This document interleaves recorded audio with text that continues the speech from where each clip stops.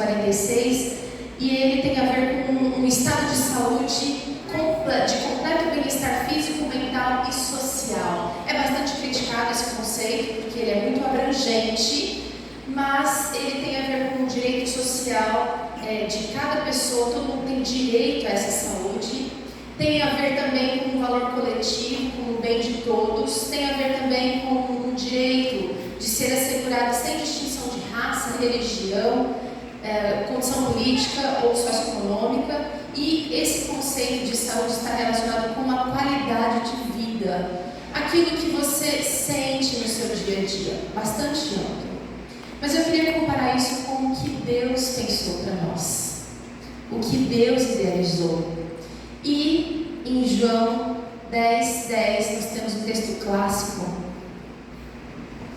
eu vim para que tenham vida e vida em abundância. Esse conceito ele vai ser ampliado. Nós temos na Bíblia várias maneiras como ele foi aplicado. O termo shalom, um termo muito amplo que reflete prosperidade em todas as áreas da vida. Prosperidade social, prosperidade física, prosperidade financeira, porque quando as contas vão ruim, você não está feliz, não tem sorriso no rosto, né? Quando você tem muitos boletos ali vencidos. E esse conceito é aquilo que Deus, é essa abundância que Deus planejou para nós. Por que nos contentar que a sociedade impõe, ou que os homens trazem, sendo que Deus nos deu algo muito maior, muito mais grandioso? Nós precisamos ter essa mentalidade, queridas. E talvez você esteja pensando: como, Pedro, se eu não estou conseguindo nem dar conta da hipertensão, se nem diabetes eu estou conseguindo controlar, como é que eu vou pensar nessa prosperidade que Deus propõe aqui? Pensa grande. O conceito envolve ainda a ideia de que nada esteja quebrado na sua vida, nada faltando, nada fora do lugar. Olha só que interessante. Ellen White, em uma de suas citações no livro, em seus manuscritos, ela diz assim: olha, o homem, o Criador do homem, organizou a maquinaria viva de nosso corpo, onde cada função é maravilhosa e sabiamente arranjada. E Deus se comprometeu em manter esta maquinaria humana em saudável ação, desde que o instrumento humano obedeça às suas leis e coopere com ele. Eu vou pedir para você ouvir isso. Está pequenininho, gente, mas vocês podem achar, essa citação também está no Ciências do Bom Viver, no Conselho sobre Regime Alimentar, melhor dizendo. Cada lei governadora da máquina humana deve ser considerada tão divina em sua origem, caráter e importância como a palavra de Deus. Cada ação descuidada e desatenta, qualquer abuso em relação ao maravilhoso mecanismo do Senhor, com desrespeito às suas peculiares leis na habitação humana, é uma violação da lei de Deus. E nós podemos contemplar e admirar a obra de Deus no mundo natural, mas a habitação humana é o mais maravilhoso. E é por isso que a gente precisa focar um pouquinho nesse cuidado da habitação humana, não só nossa, mas de nós dependem vários outros, não é? Várias outras pessoas acabam dependendo de nós. Mas esse cuidado talvez esteja sendo negligenciado em detrimento de outras coisas que têm feito nossos olhos brilharem. Talvez recurso, talvez a aparência pessoal, talvez aquilo que você não teve na sua infância. Mas esse cuidado não pode ser negligenciado, porque nós precisamos entender a relevância e eu entendo como essa incumbência como um privilégio, para ser bem sincero.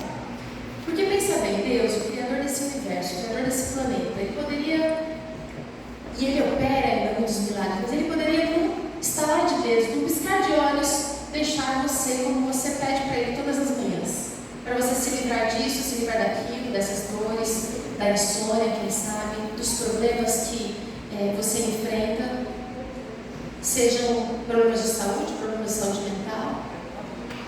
Mas quando nós cooperamos com o divino, quando nós fazemos a nossa parte, Ele nos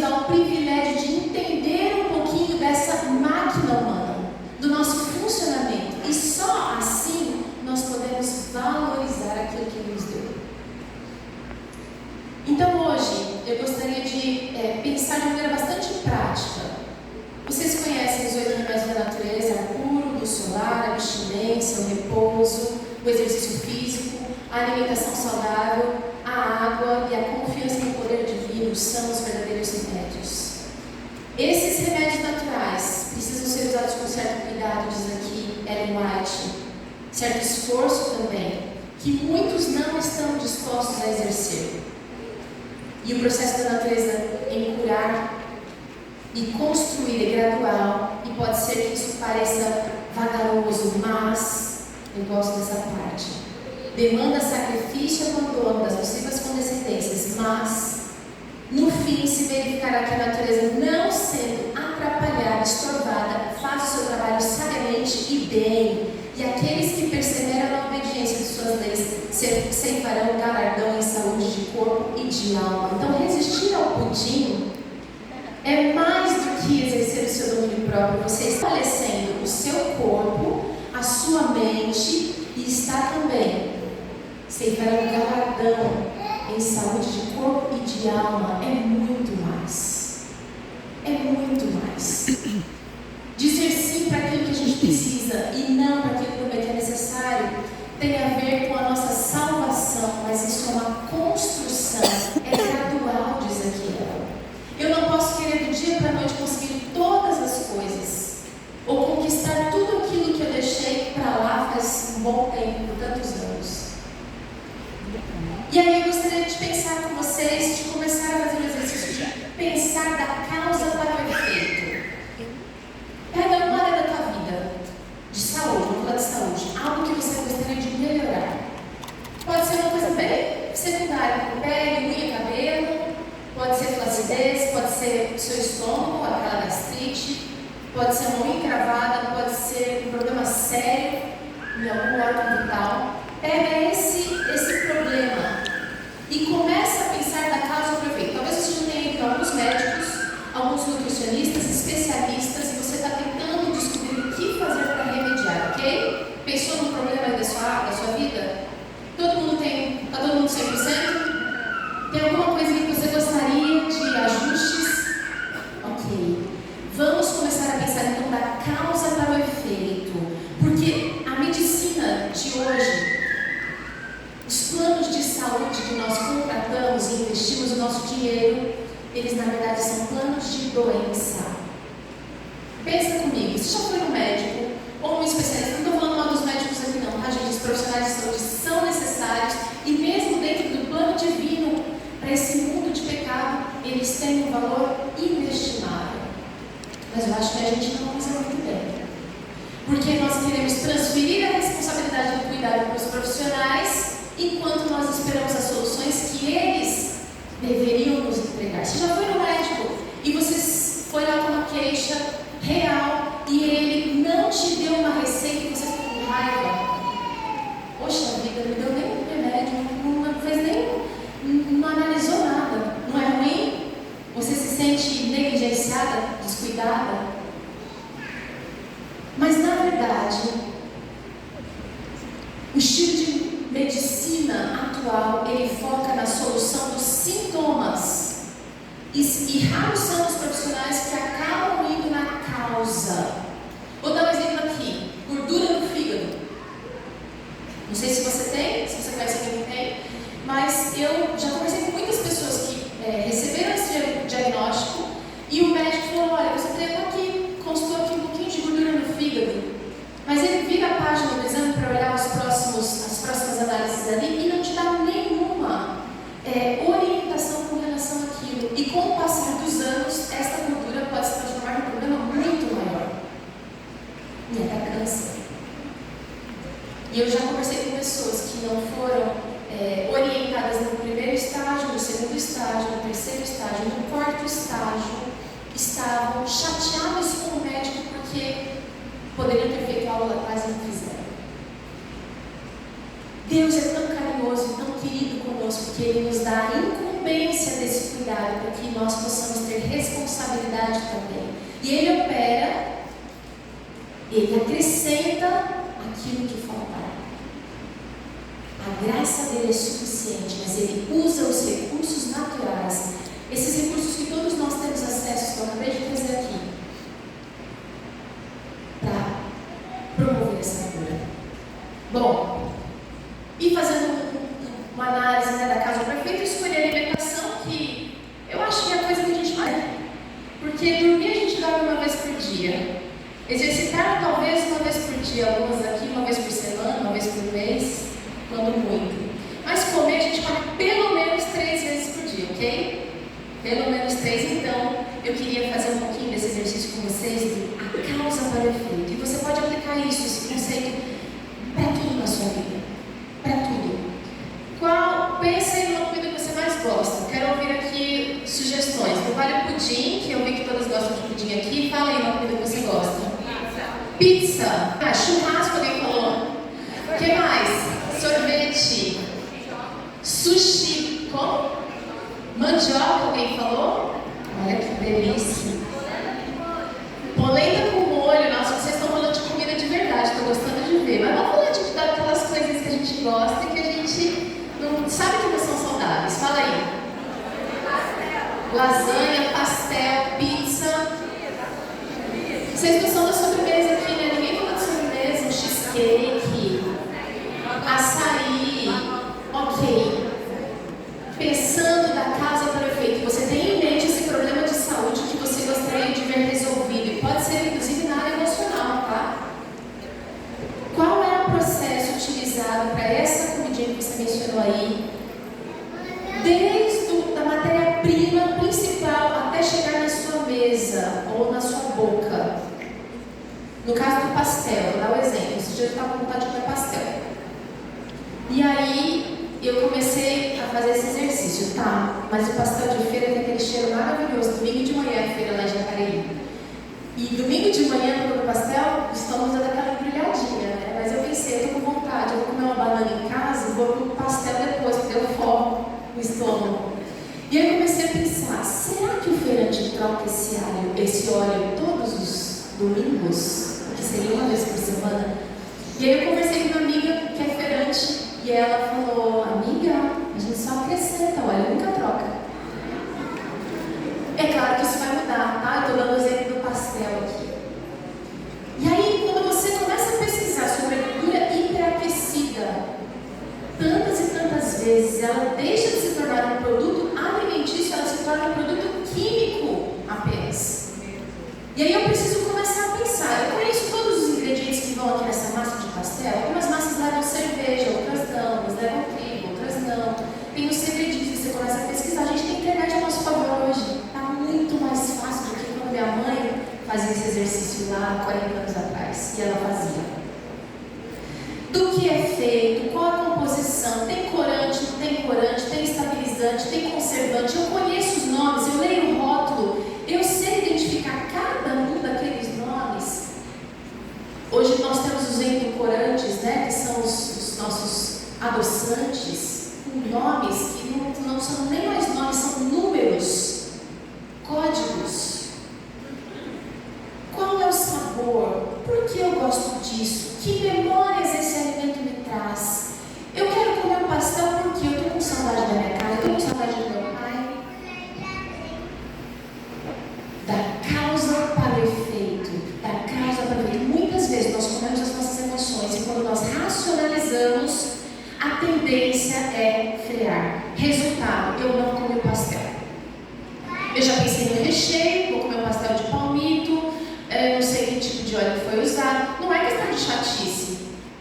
É uma escolha. Eu estou cuidando dessa máquina maravilhosa que é governada por leis naturais e toda lei não obedecida gera consequências.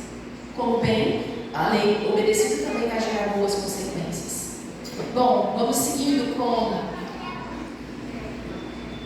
Eu preciso pensar... Além desse alimento, da parte produção, né? Como é que ele foi preparado e tudo mais, dentro de mim. E aí, gente, nós precisamos fazer esse exercício que vai demandar um pouquinho mais de intenção, que é, eu preciso começar a estudar sobre a nutrição. Toda pessoa tem condição hoje de conhecer um pouquinho proteínas, carboidratos, as fibras, de onde vem. Você não precisa ser nutricionista para fazer isso, mas você precisa ter isso na sua mente. Porque se você for de uma vez ou outra no McDonald's e comer uma batata frita, vai ter um efeito na sua vida. Agora, se você vai toda semana, porque não deu tempo de cozinhar, porque você está cansada demais, porque seus filhos estão exigentes, não comem nada do que você prepara, tem novidade que você sabe que é saudável, e aí você vai com mais frequência, isso vai ter um grande impacto negativo na sua vida. Como é que ele age aqui dentro, esse alimento que você escolheu, esse sorvete? Você sabe? Você sabe se o seu corpo começa a digerir imediatamente no momento que você coloca o sorvete na boca? Ou você ainda precisa resfriar um pouquinho e isso vai demandar energia que seria gasta com outras funções do seu organismo para aquecer ele numa temperatura adequada, e aí ele vai começar a processar os pseudonutrientes desse alimento, desse produto alimentício. Percebe? Tem uma diferença de alimento, algumas falaram que mandioca, polenta, frita. Existe o alimento e existe o produto alimentício, que é feito a partir de pensar da causa para o efeito. Da causa para o efeito. Como é que meu corpo reage a ele? Eu sinto uma indisposição, hoje em dia todo mundo tem percebido, As intolerâncias à lactose, intolerâncias ao glúten, as alergias alimentares. Você conhece o seu corpo? Você consegue perceber se você come determinado alimento, uma pasta de amendoim, por exemplo, vai surgir algumas bolinhas pelo seu corpo, você acha que é uma espinha, quando na verdade é uma reação alérgica. Pode ser uma reação alérgica.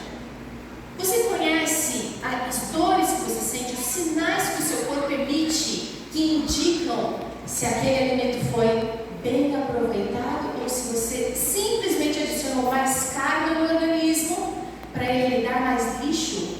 Porque naturalmente, se você come bem, se você dorme bem, se você faz exercício físico, naturalmente o nosso corpo vai liberar resíduos tóxicos do próprio metabolismo. Mas quando eu atrapalho, estorvo a máquina humana, eu adiciono uma carga extra de toxinas e o meu corpo precisa lidar com aquilo também. Meu corpo gosta? Ele recebe algum tipo de nutriente através desse alimento ou não?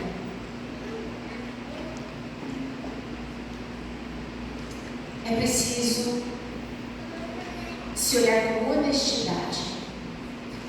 Porque vários dos meus problemas de saúde, nós estamos vivendo um mundo de pecados. Nós somos fracos, nós somos inseguros. Muitas vezes a gente pisa no caquinho, pisa na bola. Mas com honestidade, aquilo que eu estou sofrendo, quanto foi acarretado pelos meus atos? Por aquilo que eu escolho colocar na minha mesa, ou escolho colocar na minha agenda todos os dias, porque é disso que somos feitas. No fim das contas é isso.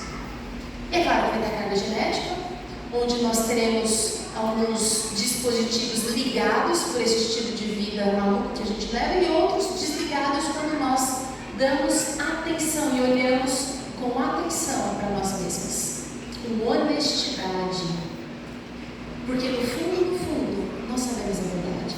A gente às vezes se engana, falando que só hoje, é só uma exceção. No fundo nós sabemos. Que sintomas você tem aí sentido na sua vida, na sua experiência, que tem atrapalhado a sua saúde e, mais do que isso, atrapalhado o seu ministério como mulher? Mãe, filha, irmã, funcionária, patroa. Que sintomas você enfrenta na sua vida que tem roubado a você mesma, a Deus e as pessoas ao seu redor? Essa é uma análise importante de ser feita.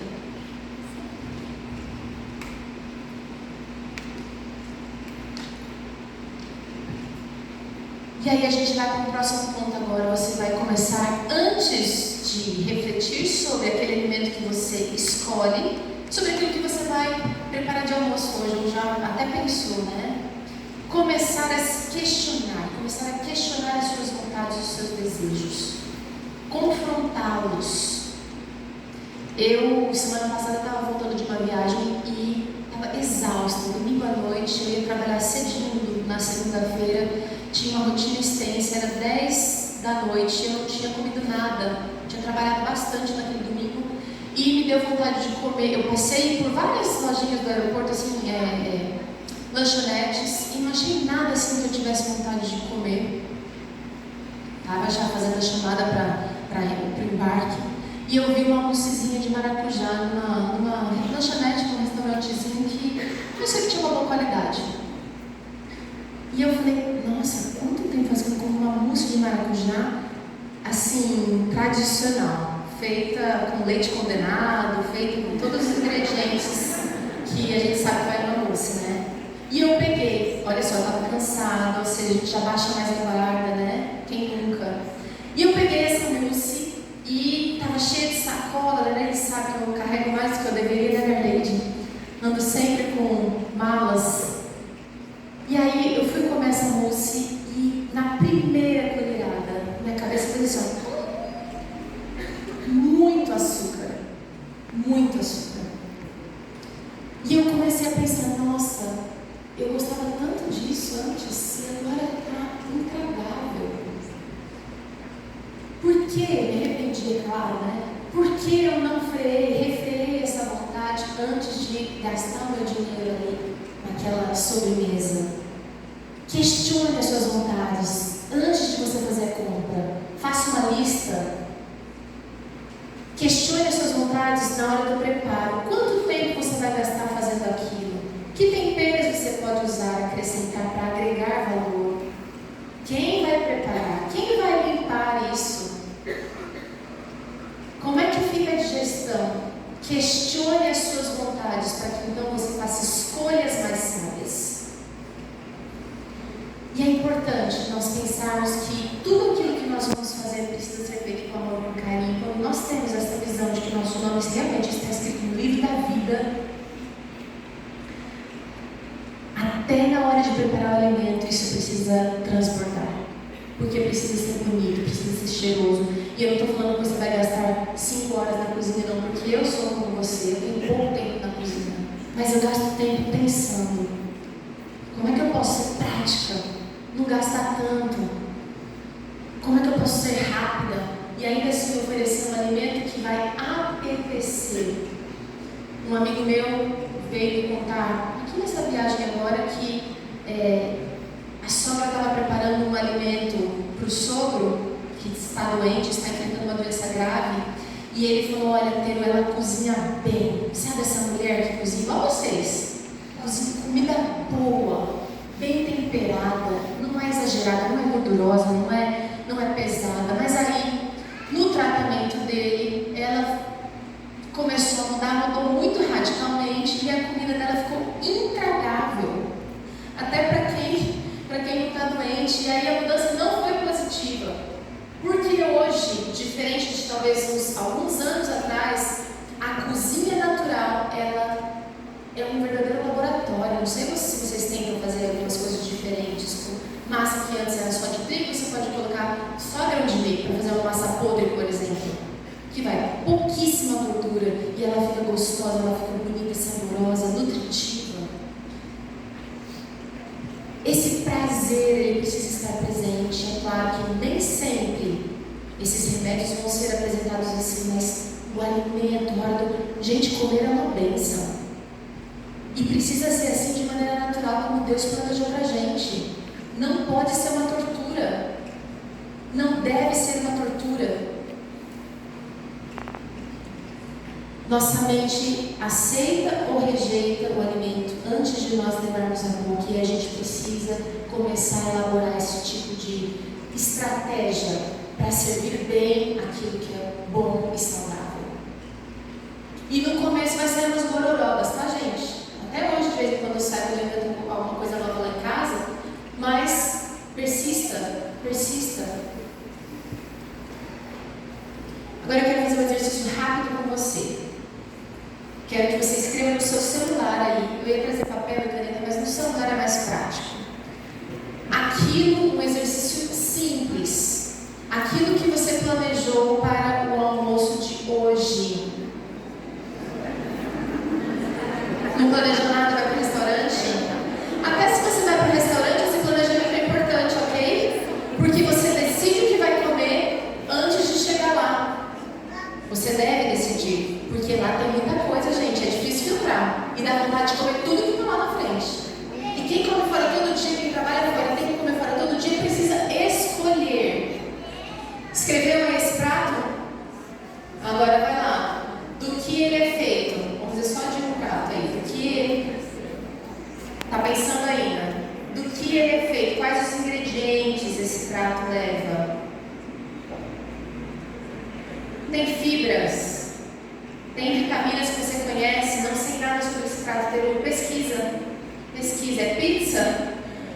Pesquisa. Tem vitaminas? Tem nutrientes? Não tem, Teru. Talvez eu possa adaptar. E eu preciso criar soluções a partir disso. Eu preciso, percebe? O exercício de pensar na questão, descobrir um problema e agora pensar numa alternativa para este problema. Todo mundo conseguiu fazer? Já colocou os ingredientes aí que vai nesse seu prato?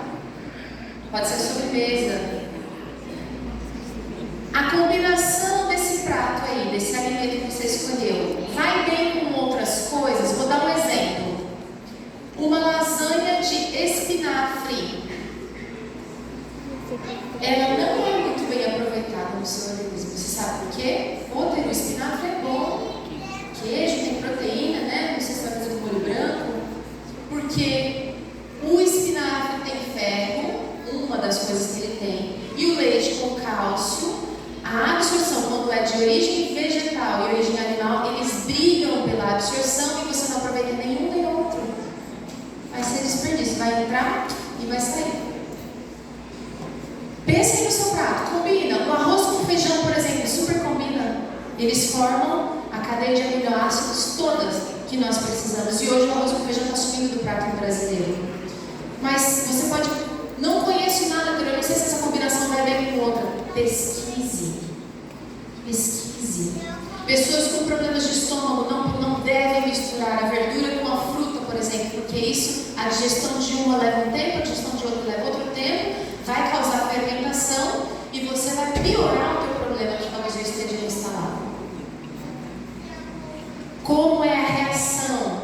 Ou não, que eu pensei, faz bem, mas eu posso agregar ainda isso. Os temperinhos, por exemplo, que nós podemos acrescentar nos nossos alimentos, temperos naturais, tá? Cúrcuma, a páprica, cravo, canela, gengibre, cominho, todos esses temperinhos, coentro, são uma boa dose de antioxidantes. Não são só as frutas vermelhas, tão promovidas aí, não é?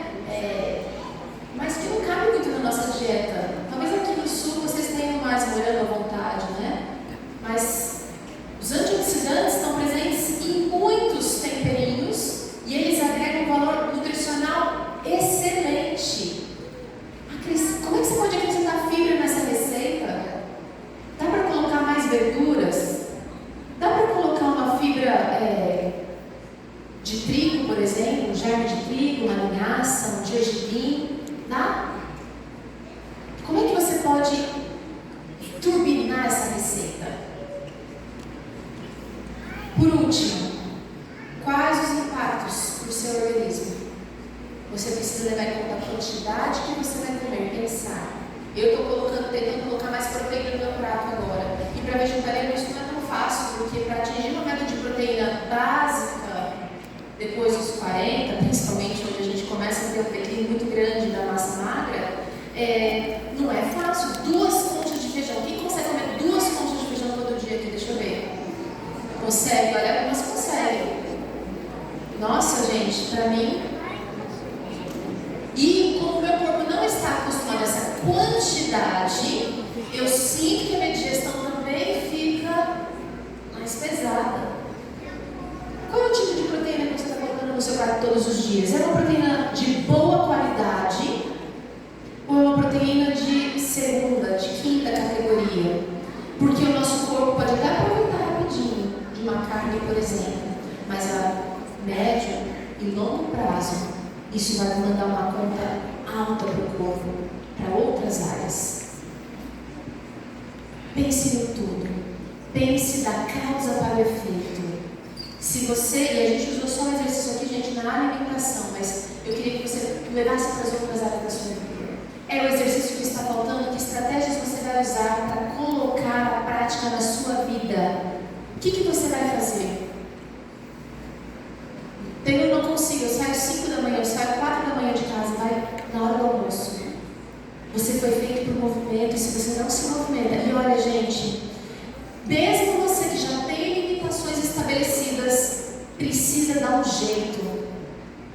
Toda semana, os especialistas com quem eu converso dizem que, essa semana eu conversei com um cardiologista excelente de São José dos Campos, ele falou, mesmo alguém com risco cardíaco deve fazer um exercício físico. Deve. Qual é esse exercício? Eu não sei, você precisa achar.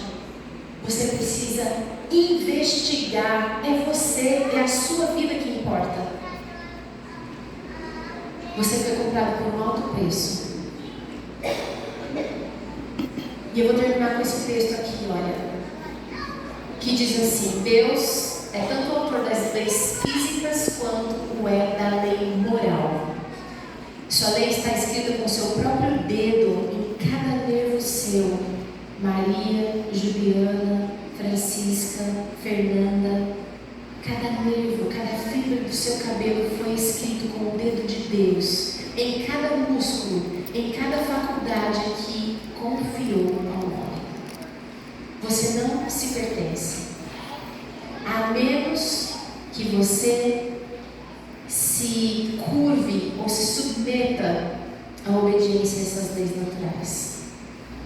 Que Deus ajude, que você tenha intenção e que você seja perseverante nesse cuidado, entendendo que a parte mais difícil Ele faz por você. Filipenses 2,13, um dos meus versos favoritos da Bíblia, diz: sou eu, é Deus quem efetua em nós tanto o querer quanto o realizar.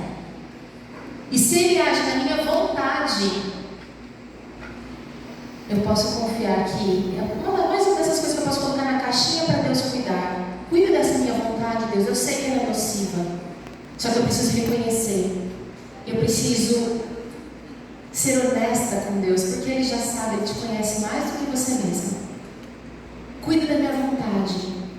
E eu, gente, experimentei na minha vida e conheço pessoas com testemunhos maravilhosos que uma amiga em específico fumava loucamente, ela fumava jovem, fumava 2 maços de cigarro por dia.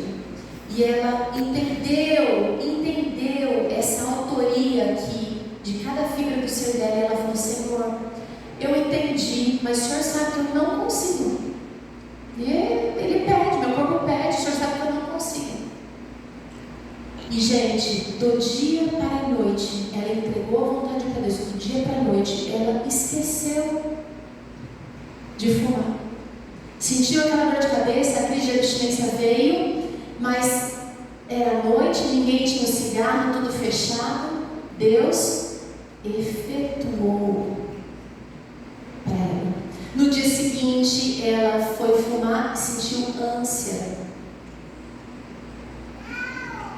E aí, gente, ela simplesmente abandonou o cigarro pela graça e o poder de Cristo. Amém. Qual é a vontade que você precisa colocar hoje para que Deus resolva? Escreva aí no seu celular. Escreva. Deus está indo. O inimigo vai querer fazer você desanimar. É muita coisa que você já tem que ligar. Uma coisa por vez. Quando você muda um hábito, eu desafio você, escolha um hábito. Não é a alimentação que eu quero mexer, eu estou bem. Sono. Foque nesse hábito. E outras coisas virão na sua vida. E você vai perceber que você vai se tornando mais e mais forte para obedecer as leis, mas mais do que as leis que governam a sua vida e o seu ser, obedecer ao autor dessas leis. Que Deus nos abençoe. Eu acho que agora é momento de louvor. É isso? Ah, não, temos outra participação aqui. Que Deus